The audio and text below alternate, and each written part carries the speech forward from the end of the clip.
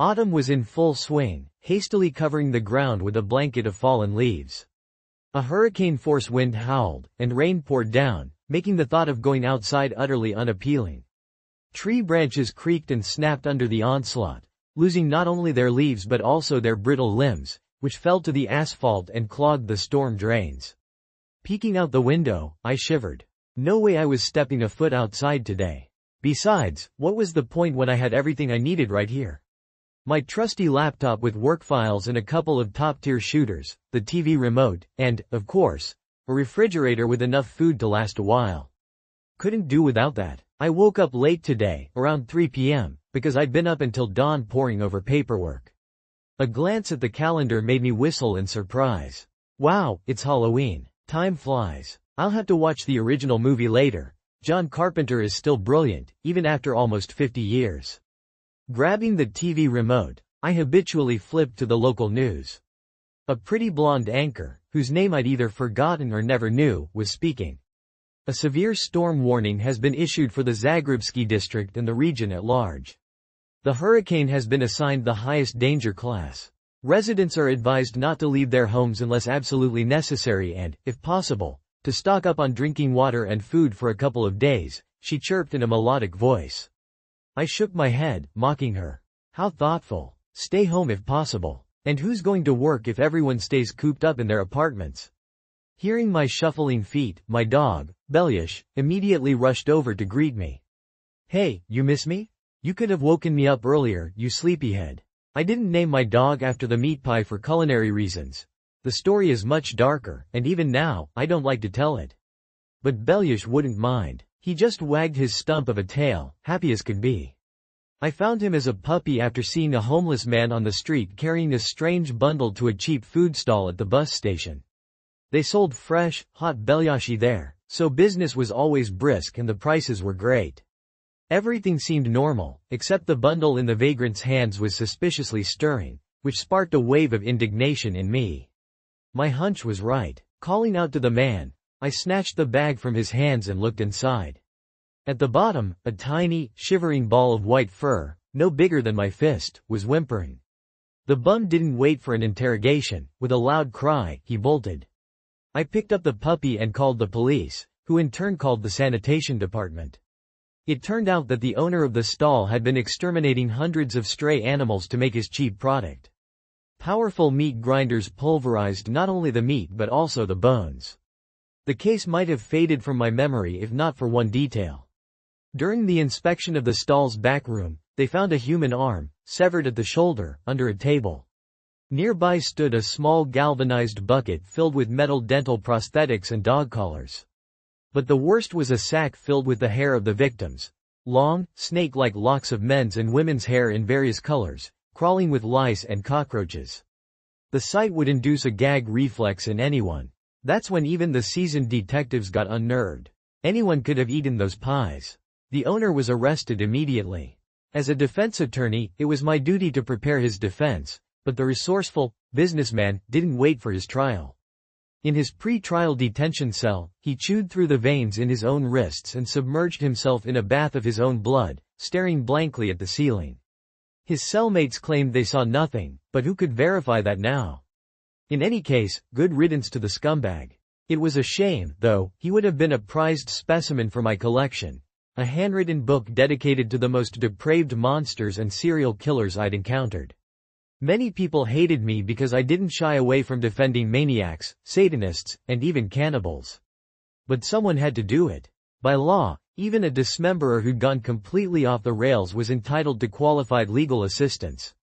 It didn't matter if his stomach was still churning with undigested human flesh. My schedule was erratic. I could work for days straight and then lounge on the couch for several more. It's only in movies that criminal defense lawyers live in interrogation rooms and sleep in police stations, cuddling up with maniacs caught red-handed. My name is Maxim Kotov. To my friends, I'm just Cat. My business cards are in every police station in the city, and every detective knows who to call when they encounter another monster in human form. Unfortunately, due to the nature of my work, I often run into trouble. Recently, I defended a serial killer who murdered his victims by driving an awl through their eye sockets. Just before his arrest, he tried to use the same method on himself. It didn't quite work. The eye was lost, but he survived, only partially damaging his brain. The injury caused him to lose some of his reflexes. He would wet himself in the courtroom and drool. When the verdict was read, he loudly soiled himself, provoking the wrath of the guards and their batons. Of course, I couldn't save that monster from a life sentence, and frankly, I didn't want to. Nevertheless, the families of his victims retaliated by dousing my car with green paint and covering it with expanding foam, as if I were the one wielding the awl in dark alleyways. Since then, I've only parked my beat-up car in a paved lot. It's expensive, but it gives me peace of mind. I never give out my real address and try to use a pseudonym in public. Many would love to send me to the next world. But I'm just a lawyer, defending the darkest spawn of humanity. It all stemmed from my fascination with the mystical and all forms of horror. That's why I was never afraid to enter a cell with the most vicious monsters to hear their confessions and build a defense. Tired of waiting for his food, Belyash let out an insistent whine. With a smile, I opened the fridge. My dog was no fool. He only ate boiled meat, turning his nose up at canned food, especially after he himself almost became the filling for a pie. It's been a while since I had a case, buddy, I said with a sigh. Money has a way of running out. If this keeps up, we'll have to switch to breadcrumbs. Belyash, being a smart dog, listened intently, then gave me a long, unblinking stare. Outside, the rain began to drum against the window again. A moment later, a powerful gust of wind tore a satellite dish from the roof and hurled it into a storefront window like a discus. I heard the tinkle of shattering glass and the cries of rain-soaked pedestrians. I shook my head and went to find my smartphone to check my email and missed calls. I always put it on silent mode at night. You never know who might get the bright idea to call in the middle of the night. A blinking missed call icon on the screen immediately sent a jolt of energy through me. People rarely called me for no reason. To be honest, my acquaintances were a little scared of me, thinking I'd absorbed some dark energy from my clients. That wasn't true, of course. I let their stories pass through me, but none of them ever settled in my heart. The number was unfamiliar. Wondering who it could be, I decided to call back. Listening to the long rings was tedious, but I forced myself to wait until someone picked up. Hello? You called me. There was some annoyed breathing on the other end. Yeah, I called. This is Lieutenant Igorov, the district officer for the Znamensky village. Look, we have a real nightmare here. I caught a maniac with dead bodies, a dismemberment. Damn it, he's demanding to see you. Even gave me your name and your business card. I raised an eyebrow in surprise. A dismemberment? Are you sure he's the one? And why haven't you taken him to the district police department? The lieutenant hesitated. Well, you see, it's not that simple. 3 people are dead. I called the district, of course. They said they'd send a car and a forensics team, but have you seen the weather? The road's washed out, the old bridge collapsed, and trees are falling one after another.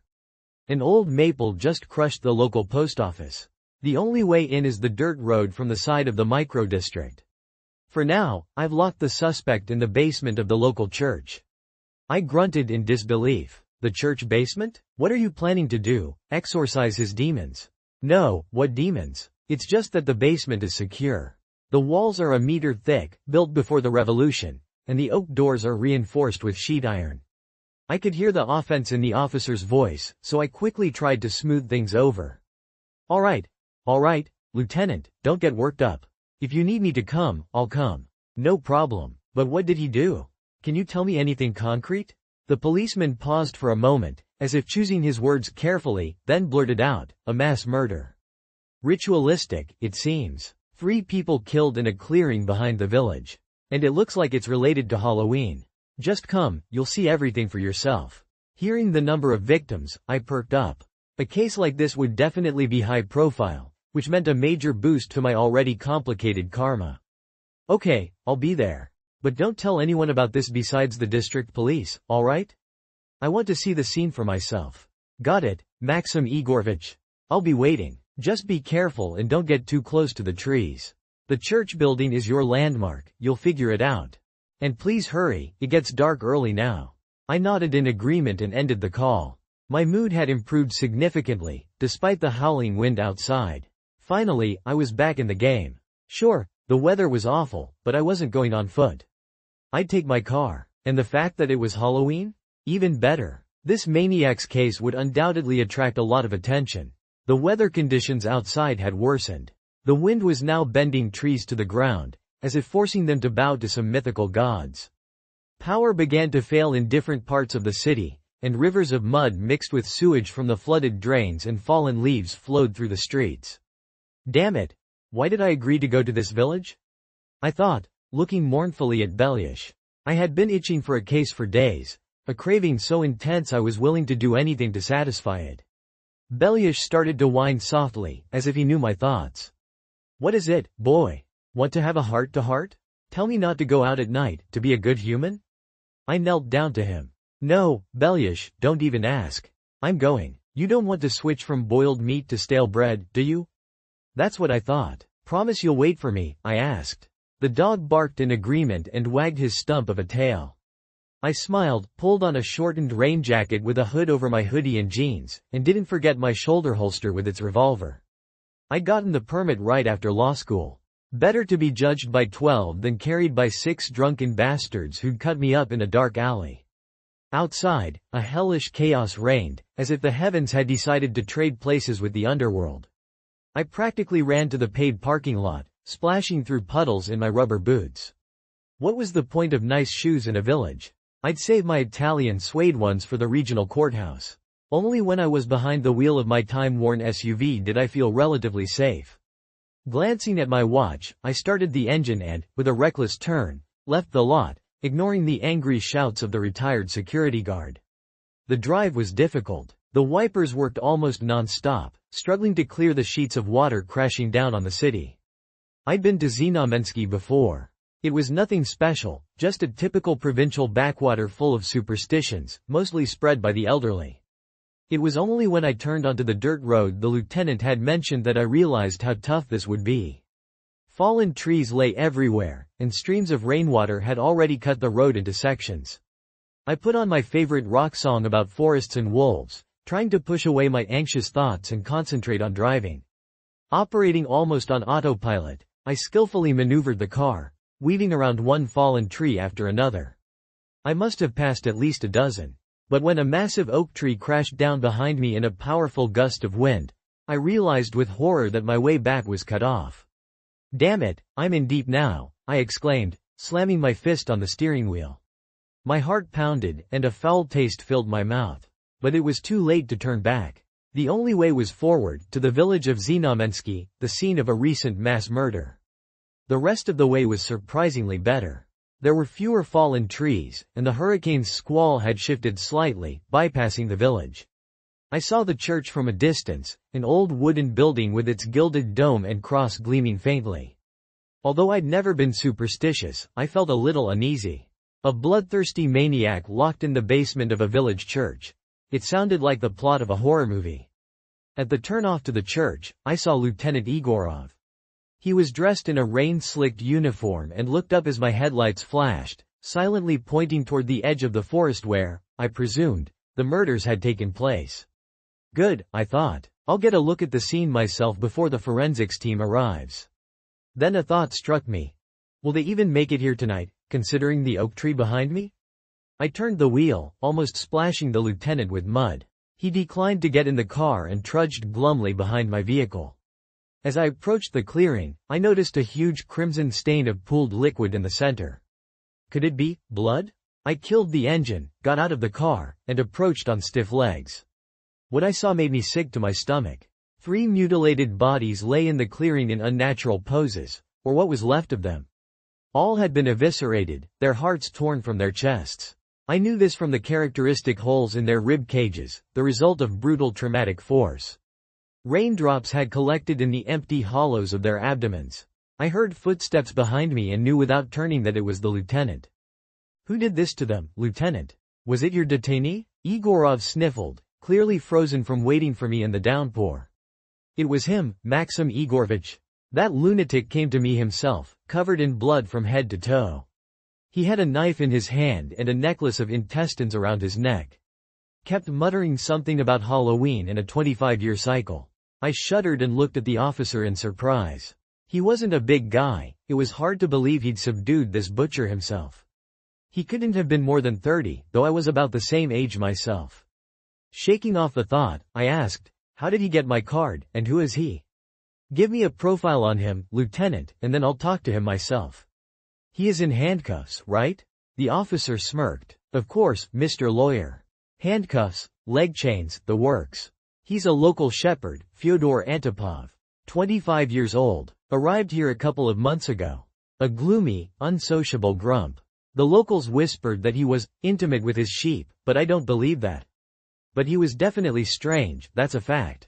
I shook my head, then asked the question that was bothering me. "And who did he kill? Have you identified the victims?" The lieutenant's face darkened. "Can't say for sure, but they were definitely from the city. Came to the clearing to celebrate Halloween. Brought pumpkins, candles, robes, all the ritual stuff. Apparently, Fyodor didn't like it. So he butchered them and sent them to the next world. Then where are their organs?" I pressed, shivering under the intensifying rain. The officer blew his nose loudly, then wiped his hand on his raincape. "That, I don't know. But Fyodor said he'd only tell you. And that he'd confess to everything before the police arrive." I grimaced, but there was no backing out now. "All right, take me to your basement. Let's see this Fyodor. And what's your first name?" "Oleg," the officer replied, and started walking toward the church cellar, the entrance to which was on the outside of the building. The entire way back to the church, I couldn't shake a strange feeling of unreality. Why were there no lights on in any of the windows? Maybe the hurricane had knocked out the power to this godforsaken village. Damn it! Why did I even come here, especially at night? Twilight was already deepening, and I still had to listen to a maniac's confession. Well, to hell with it. What's done is done. Soon, Officer Igorov led me to a massive door and began to wrestle with a huge barn lock. As he finally managed it and swung the door open, he stepped aside to let me pass. Inside, a kerosene lamp burned dimly, and the room reeked of unwashed human bodies and something else, reminiscent of goblin droppings. I confidently lifted my foot to step over the threshold, intending to impress the officer with my fearlessness. Just then, a powerful blow struck the back of my head, and my vision swam. As I lost consciousness, I tried to turn, but the same strong hand shoved me forward, into the lair of the killer, Fyodor, who was waiting for his next victim. My God, how did I let myself get caught so easily? The whole thing was a trap from the very beginning.